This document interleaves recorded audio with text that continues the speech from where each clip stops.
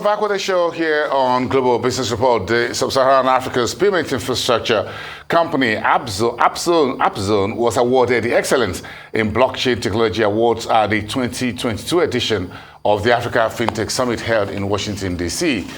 Appzone was chosen to receive the award in recognition of its efforts in leading the adoption of blockchain technology for payment processing on the continent.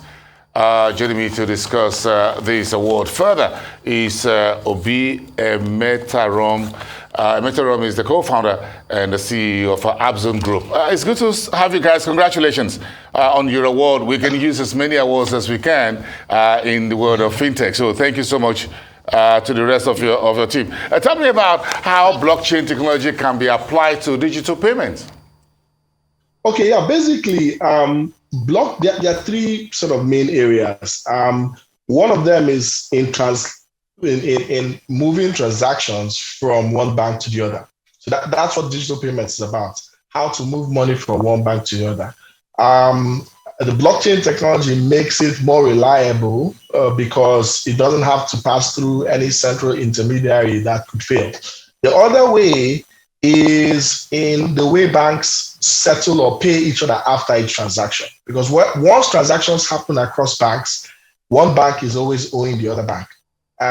Blockchain forms a very trusted way for banks to sort of reconcile and settle with each other after transactions happen.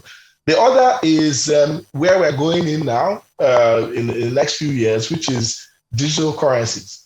Leveraging digital currencies that don't have any cash equivalent, but that are more secure, more reliable, more transparent, to be able to enable more seamless payments. And blockchain technology is the medium upon which these digital currencies sit.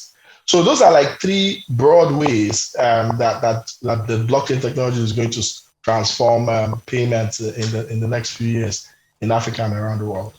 Okay. So will ATM cards and POS machines become a thing of the past, or can their payment processing be made faster by blockchain? So that's a good question. So, well, not because of the blockchain, They may become a thing of the past far into the future as things evolve with the way customers interact with payment systems. But for now, the blockchain technology is an enabler. It's more of an enabler to these existing systems. So it would work with the existing POS infrastructure and cards to make them more reliable, to solve problems like, I know we are all aware of situations where we go to do a transaction with a card at an ATM or a POS, and we get debited, but the transaction fails.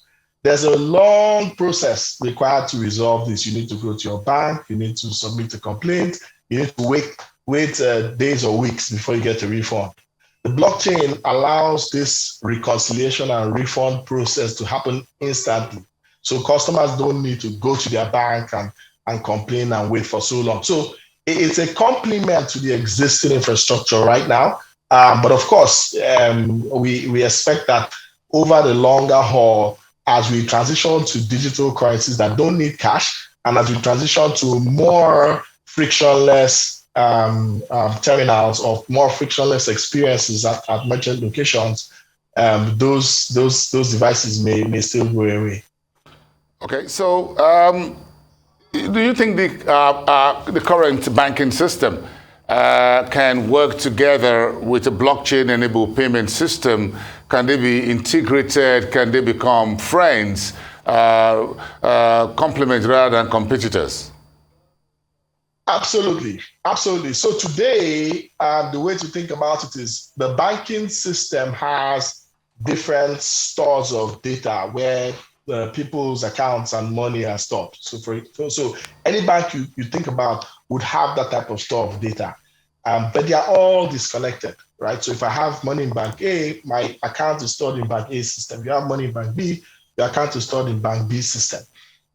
There's the way this works to allow them all work together is that the blockchain network connects Bank A systems that has all of Bank A customer accounts to Bank B systems that have all of Bank B's customer accounts, and to Bank C and D and E and F and all of the banks. But it functions such that any of those bank systems can talk to any of the other bank systems directly in a sort of bi-directional fashion, much more reliable than what you have today. The means for those integrations to happen are pretty much simple because the banking systems have already been integrated to various payment systems, MasterCard or Visa or some of the other international payment systems and local payment systems as well. So the blockchain essentially leverages the same method of integrating to these legacy banking systems, but doing it in a way that is a lot more reliable, faster, more scalable, and better in terms of the customer experience, reconciliation, and all of that.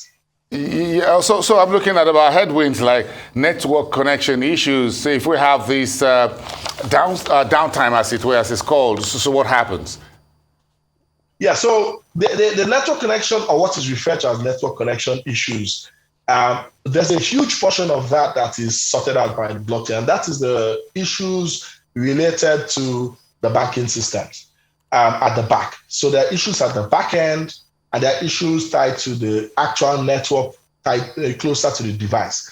Now, at the back end, what blockchain does, and I'll start with the existing infrastructure we have today, is that because all of the participating financial institutions on the blockchain connect with one another directly, you have no single failure point. Like you don't have any single system that once it fails, all of the entire network has failed.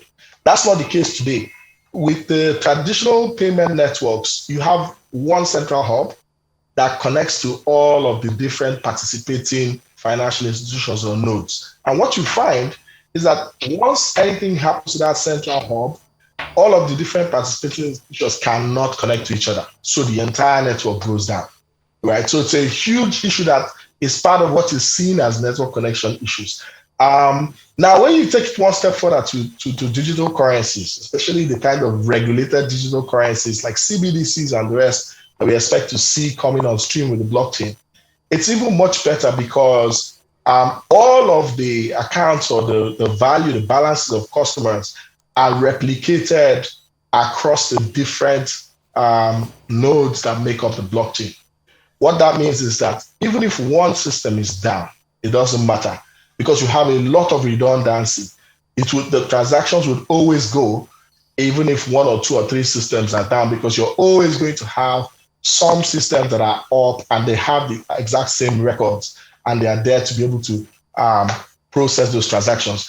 Now, the network connection issues that are more specific to, say, the devices, connectivity of the devices, those form a smaller portion of the challenges. We expect them to improve significantly with the improvements in telecommunication services. We have 5G being rolled out now across the world. We have more robust devices and so on. So we expect that those ones, even though you still have issues here and there, we expect that they would also improve significantly as we go on. Okay, so if I have issues with internet connectivity, would this service therefore be for urban centers where there is a high-speed internet network, while those who in the rural areas are not onboarded? Well, yes. So in the urban centers, yes, you would leverage internet connectivity because it's deployed widely. But we also have other connectivity mechanisms. There's USSD, for example, which works with any type of phone. It doesn't need data connectivity. And like I said, because the blockchain essentially at the back complements all of these existing infrastructure and makes them more reliable, makes them faster and more scalable, the blockchain plugs into this type of non-data type of connectivity, which you see. So you typically would dial star something hash, and that gives you like a connection pipe through the voice channel through any type of phone. So far, there's a voice connectivity in that area. So that this would suffice in those types of areas where you have lack of internet connectivity. But we expect that internet connectivity would really expand really quick, because the user experience for this other form of connectivity is not as good as with the apps and the data and internet. Yeah. Okay. Is there any way blockchain technology can aid financial inclusion, or is that still a long way off from where we are right now?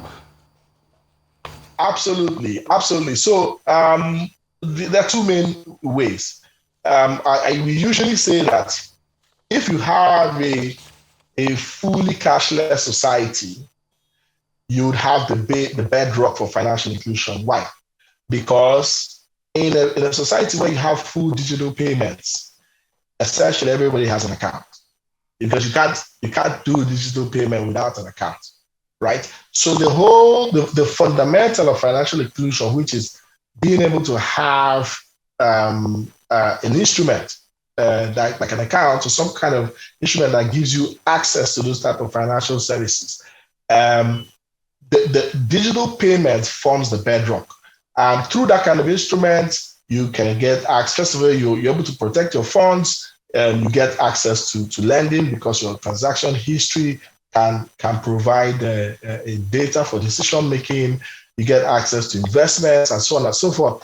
But where blockchain comes in is by improving the reliability significantly and thereby gaining the confidence and trust of the masses for adoption. We expect to see rapid scaling in adoption of digital payments. That's on the one hand. The other thing is a concept called decentralized finance. So decentralized finance is a model of financial services that is significantly more cost effective, it's fully automated, it's more secure, it's more innovative, it has a lot more variety. We're seeing the early stages of decentralized finance, but decentralized finance, which is of course based on blockchain, will unlock, it would reduce the cost of delivering financial services to a level where it becomes really accessible to the masses. When you combine that with improved reliability and adoption of digital payments and the quality of the financial products themselves, we should see a significant impact on financial inclusion. Okay, Obi Emetarom, thank you so much for speaking with us. And of course, congratulations once again on your awards. Have a great weekend.